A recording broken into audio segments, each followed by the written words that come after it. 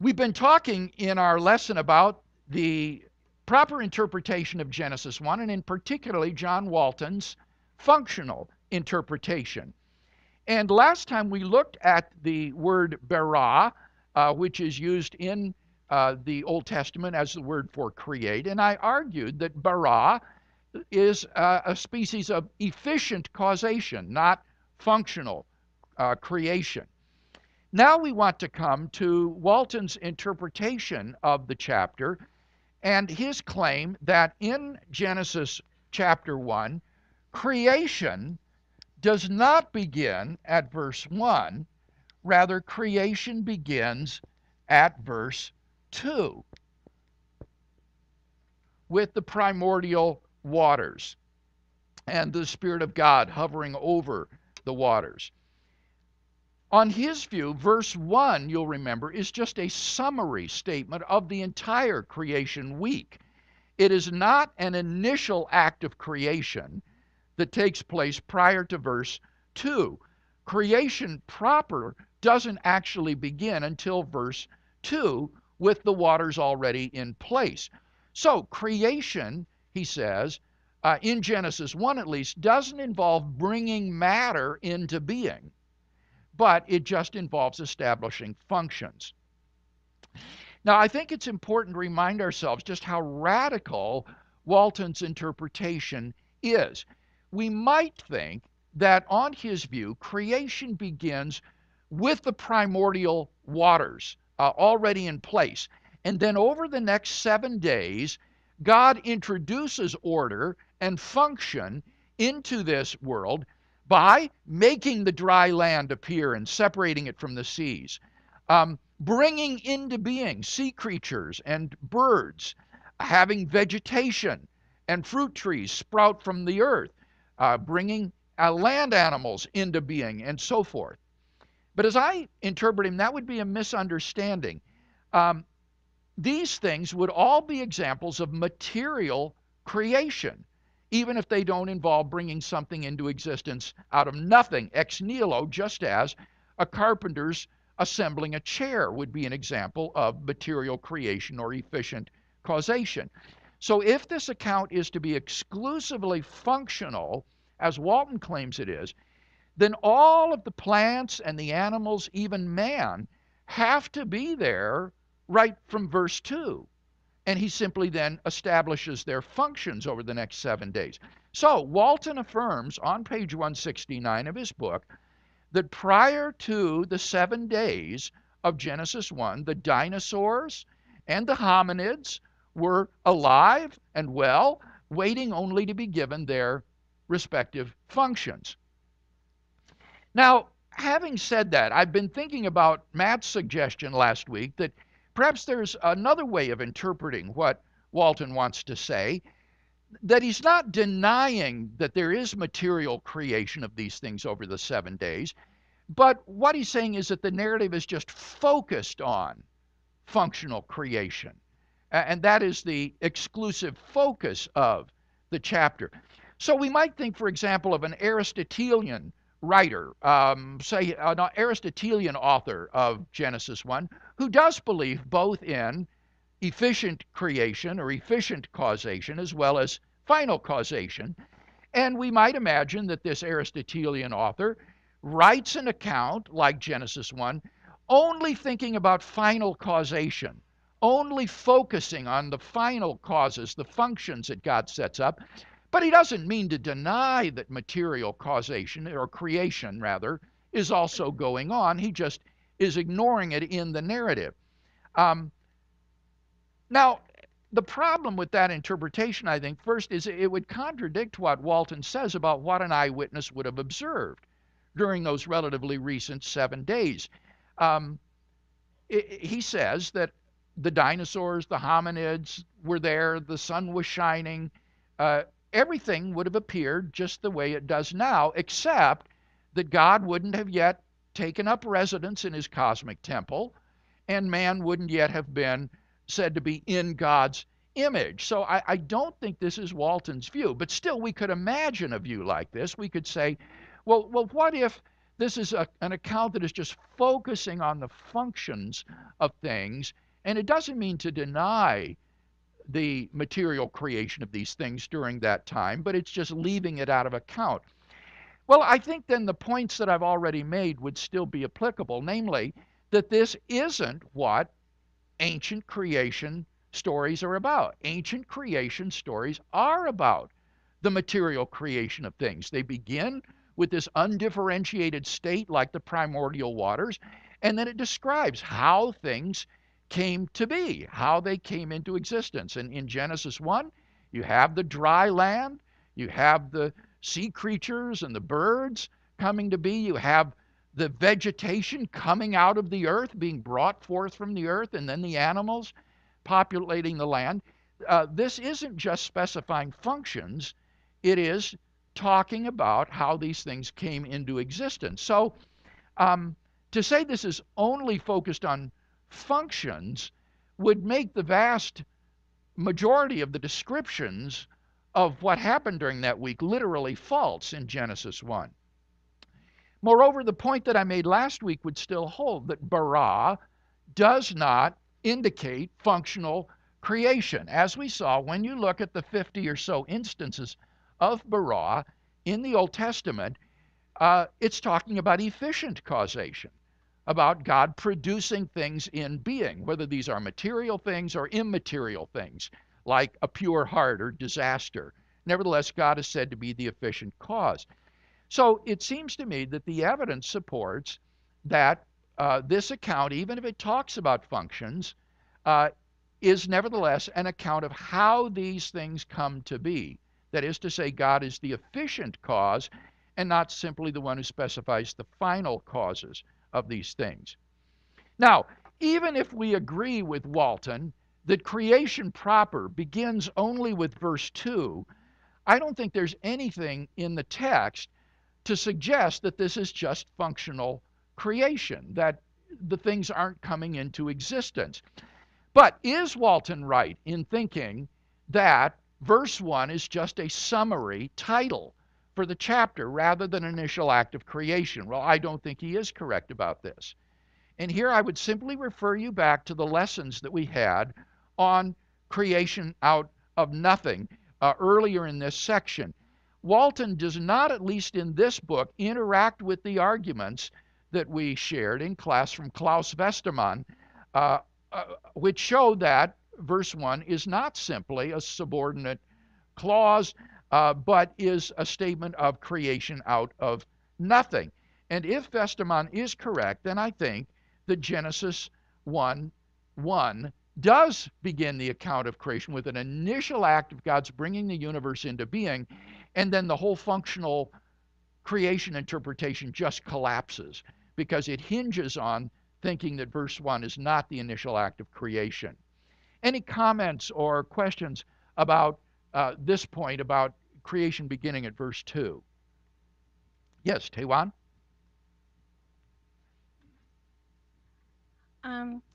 Is it possible that Walton is arguing about the priority, whether it's the function that is underlying the material creation versus where material creation drives the function? Is that the priority issue?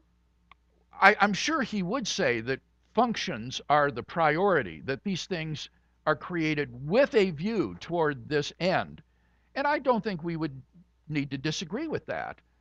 But as I say, to just repeat myself, it seems to me that the account, though having these functions in mind, the reasons God has created them, nevertheless is about God acting as the efficient cause to bring these things into being.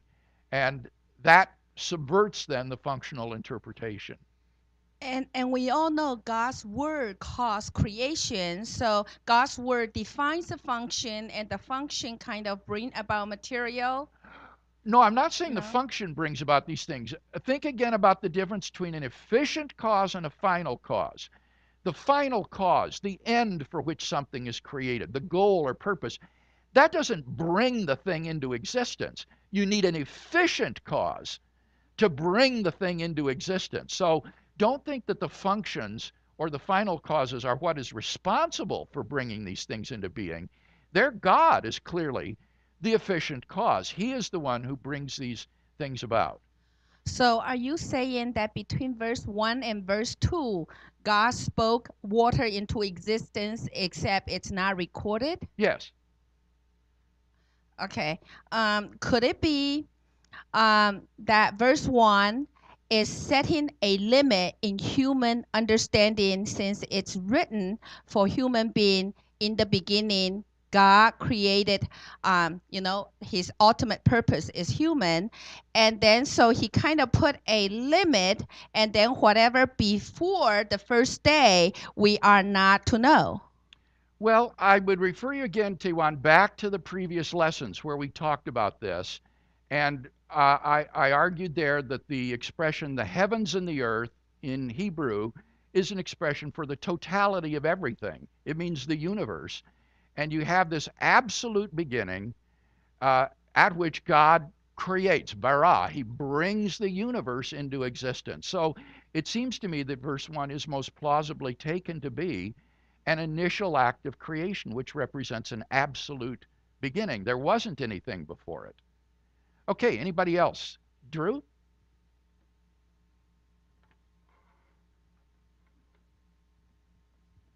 Just a quick comment from a paper I did on Genesis 1:1. The term heaven and earth, when it's used, like I think at least in the Pentateuch, is used for as a single referent, not as two separate referents. Heaven and earth is a single package. Okay, good.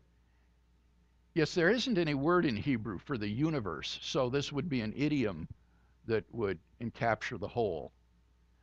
All right, well, let me go on to Walton's next point in arguing for his view, which is that days 1 to 3 establish functions. Days 1 to 3 establish functions. He argues that days 1 to 3 serve to establish the basis for time measurement, weather, and food. Those three functions: time measurement, weather, and food.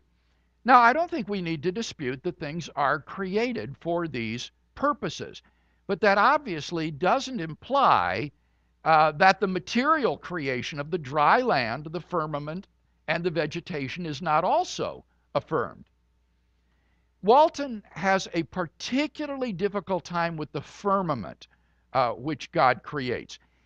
He thinks that the ancient Israelites believed that there literally existed a solid dome in the sky, the firmament, which held up the waters which are above the earth. So, he says, if we take Genesis 1 as an account of material creation, then it implies the existence of something, quote, that we are inclined to dismiss as not part of the material cosmos as we understand it. There is no firmament, in other words. He says we can, quote, escape from the problem, end quote, by interpreting the text purely functionally. It doesn't really mean that God created the firmament in the sense of bringing this thing into existence. Now here, I think, Walton has very clearly allowed modern science to intrude into his hermeneutics. The issue isn't whether the firmament is part of the material cosmos as we understand it. The issue is whether or not the firmament was part of the material cosmos as the ancient Israelites understood it.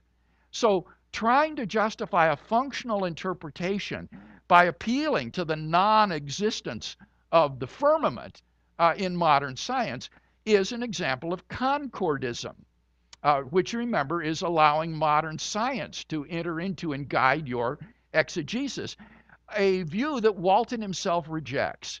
So I find it tremendously ironic that Walton, after invading against Concordism early in the book, should find himself guilty of this very hermeneutical fallacy himself in saying that because the firmament doesn't exist according to modern science, therefore we should think that this narrative is not about material creation but functional creation.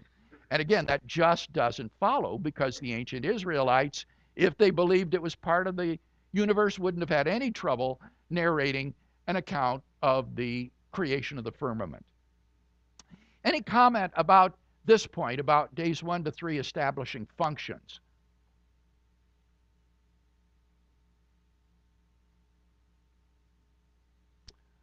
All right, let me go on then to his next point, which is that days 4 to 6 establish functionaries.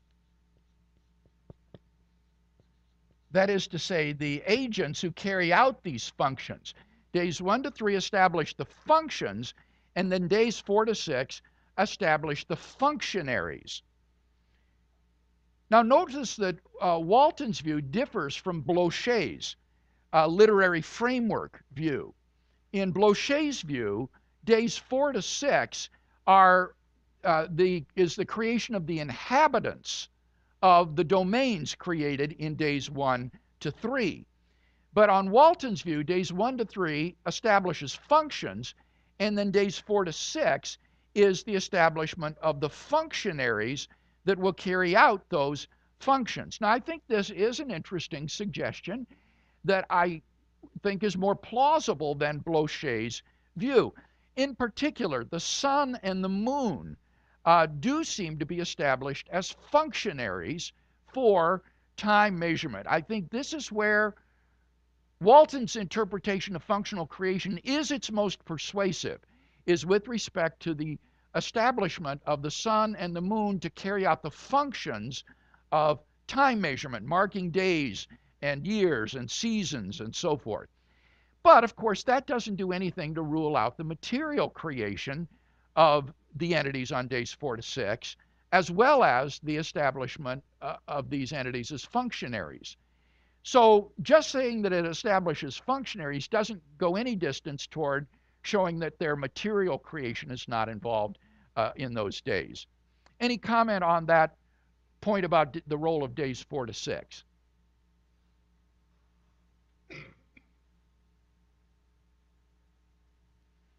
All right, let me make one last point then before we close, and that is Walton's claim that the narrative involves divine rest in a temple, that the universe is God's cosmic temple in which he comes to reside on the seventh day.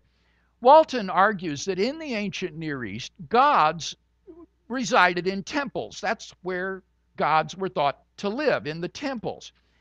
And so he thinks that God's resting on the seventh day indicates that God comes to reside in the cosmos as his cosmic temple.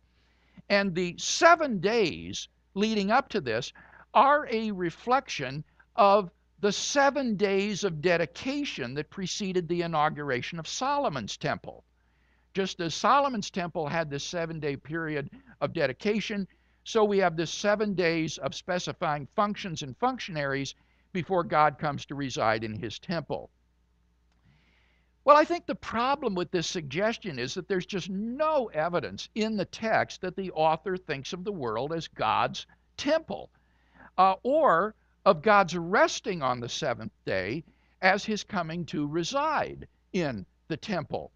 Walton's interpretation, you see, presupposes that God hasn't done any creative work on days 2 to 6, and therefore he doesn't need to rest on the seventh day. He hasn't created anything, so there's no need for a Sabbath rest. And therefore, he reinterprets God's rest as merely God's residing in his temple.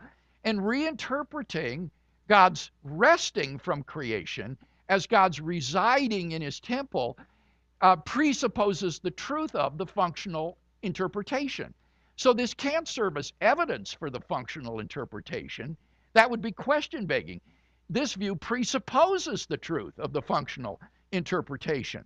And we haven't seen any good evidence for that at all. If God is involved in creative work during days 1 to 6, then there would be a rationale for his ceasing his creative work and resting on the seventh day. And there's simply nothing about a temple here. As for the 7-day figure, I think this is much more plausibly connected with other ancient creation stories in 7 days. The 7-day motif is common in other ancient creation stories rather than trying to connect it with Solomon's temple. That is a much more distant analogy or parallel than other creation stories over 7 days. So I don't find this claim about Genesis 1 being the story of God's coming to reside in the universe as his cosmic temple to be a plausible interpretation either. Well, with that, we have come to the end of our time. So what we'll do next time is take any questions that we've had over this functional interpretation, and then we'll move to the next interpretation after that.